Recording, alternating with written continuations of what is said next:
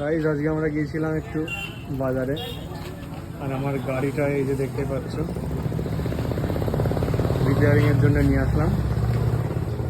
আর বলো না, গাড়িটা হঠাৎ করে একটা পাথরের কোনায় লেগে বাস্ট করলো চাকাটা।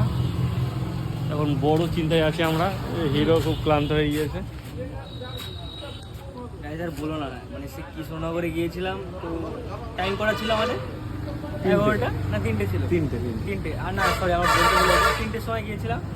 তো এই যে গাড়ি এর পিক আপ হচ্ছে 10 থেকে 12, এর বেশি পিক আপ দেওয়া যায় না, এই এক জ্বালাতন। আর তার উপর দিয়ে আমরা বাড়ি আসার সময় পানি মেলায় টায়ারটা বাস্ট হয়ে গেছে। ওখান থেকে হাঁটতে হাঁটতে আসলাম 2-এর বাজে, এখনও টায়ারটা সারতে পারিনি। দোকানে আসছি, দোকানে এসে বলছে এখনও 10 মিনিট লাগবে, দোকানে আসবে এসে খুলবে, তারপর টায়ারটা সারবে, বুঝলে। তো গাড়ি এখন কখন বাড়ি যাবো, রাত হয়ে যাচ্ছে, আবার গাড়ির লাইট নেই। মেন সমস্যা গাড়ির লাইট নেই সেটা।